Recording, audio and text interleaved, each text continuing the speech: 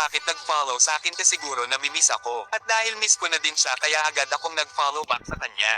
At nung in-stalk ko siya ito yung mga nakita ko. Grabe napaka-cute mo pa din talaga at napakaganda. Kaya auto-heart agad sa akin ito. At dahil nababoard din ako ngayong araw ay aayain ko siya maglaro sa Classic. Kinakabahan ako kasi ang tagal niya pumasok. Iniisip ko na din na ayaw niya na ata ako kalaro. Pero hindi ko inaasahan na i-accept pala niya yung invite ko. Wala na, ang saya ko na. I'm so happy. Kaya dito ay bago ko i-start yung game ay kinausap ko muna siya. At agad naman siyang sumagot. Long time no see ah. Napindot mo lang ata eh hahaha. No, kamusta ka na? Mabait pa din, eh ikaw. Eto pogi pa din. Ang kapal pa din hahaha. At dahil medyo napapahaba na ang aming usapan ay hinaya ko na siya dito. At sa game pala na ito ay ako yung magsisilbing roam niya.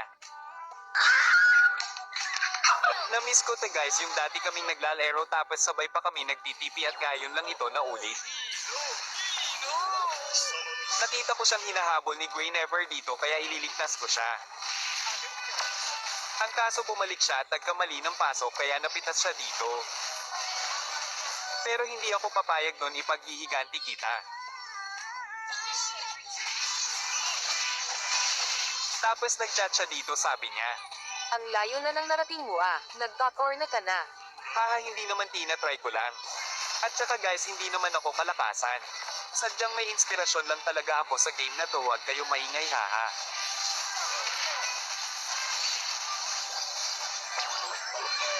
By the way baka naman may kaduo ka na or ka-affinity ah. Yari na naman ako hahaha.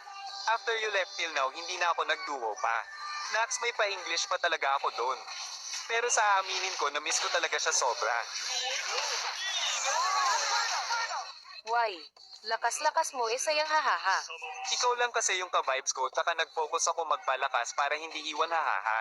Oo guys siya lang talaga ka-vibes ko noon nung naglalaro pa kami. At simula nung hindi ko na siya nakita doon ako nag-start magpalakas para hindi ko na maranasan maiwan hahaha.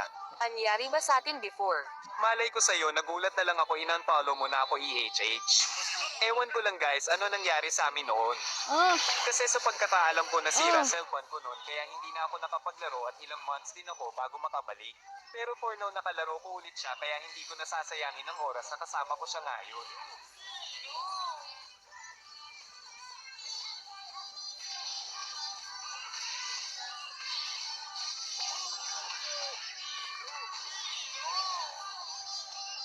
Galing mo na magkagura ah. Syempre time flies medyo gamay ko na hahaha. Oo guys napansin ko din na meron na siyang improvement sa paggamit kay Kagura. Kasi hindi gaya dati lagi kaming talo. Pero for now siya na yung nagbabuhat sa akin.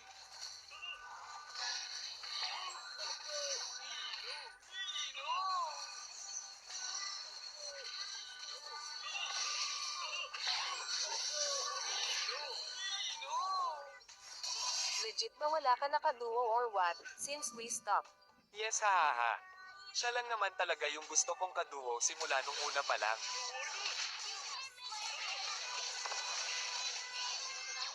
At dito guys dahil naubos na yung kalaban at nakapag-lord na din yung kakampi ko kaya natapos na itong laban.